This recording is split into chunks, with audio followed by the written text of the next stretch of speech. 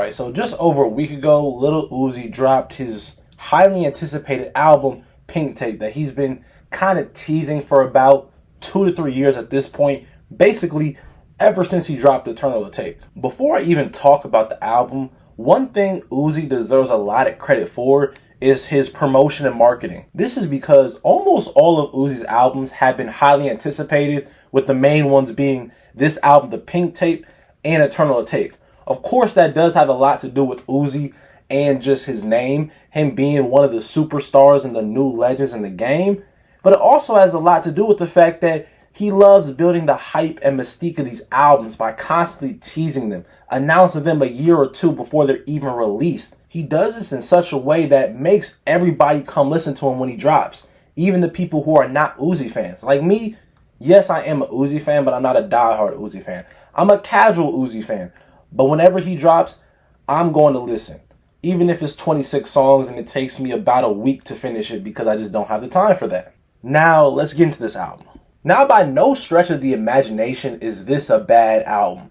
This is actually a good Uzi album where at times he's at his best, but other times he's not. I mean, it's kind of hard to be at your best for an entire album when it's about 26 songs. Because naturally, it is very hard to go 26 for 26. A lot of rappers, majority of rappers, can't do it. Even the best in the game, Drake. But it's a lot. I mean, when he's good on this album, he is really good. Like, Flooded the Face and Suicide Doors are two very strong openings to this album. Those are probably my two favorite songs of this album, and maybe some of my favorite songs of the year.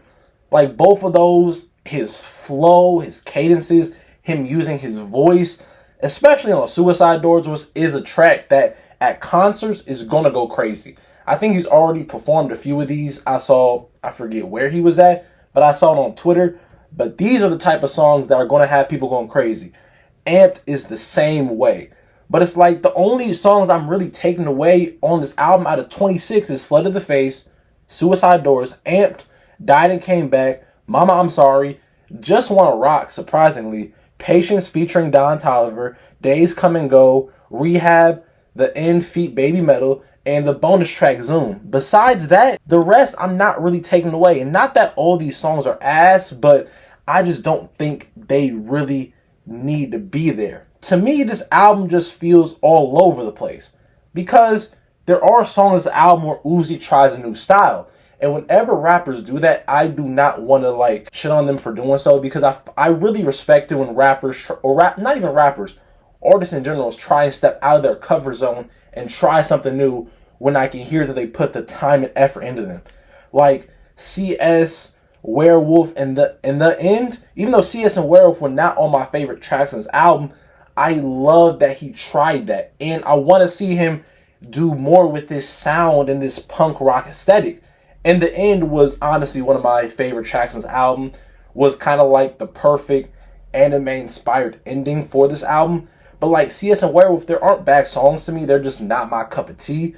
But I would have loved if he would have fleshed out these ideas a little more. Because like I said on this album, Uzi feels all over the place. He feels like he knows what he wants to do, but is not at the place yet where he can do it. To give an example of what this album kind of feels like, it feels like Uzi bought a house with a lot of ideas of what to put in it, but did not have the money to fully like furnish it out.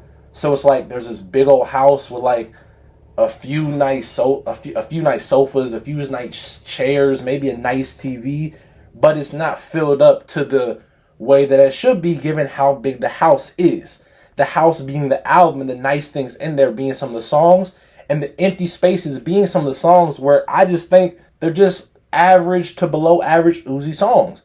Like, it's just way too many songs. And I personally believe if this album would have been shorter, like if it would have been 11, 14 even, 15, that this would be an album of the year contender. But I can't put it up there just because it has a lot of parts that hold it down and that are pretty bloated.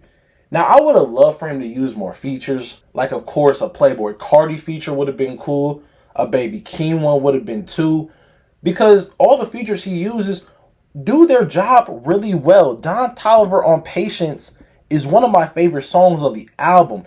BABYMETAL does his thing too. His or her. I don't know what Baby Metal is, I really don't know.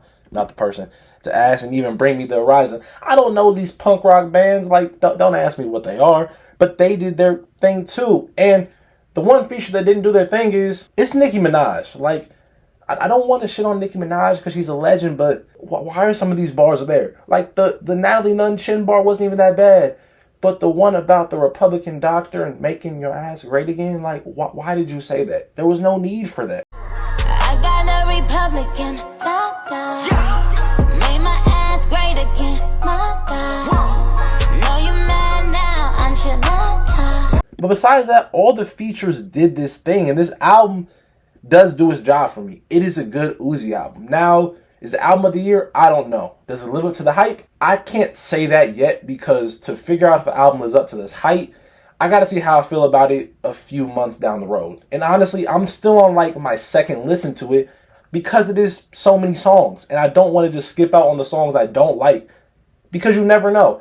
I may end up liking some of the songs that I didn't really have any feelings toward after I listened to this. Now this album also does make me excited for Love Is Rage 3. And not to like poop on y'all's parade, but Love Is Rage 3 is not going to come out for a while. I mean, he did drop that album right after he dropped Eternal Take.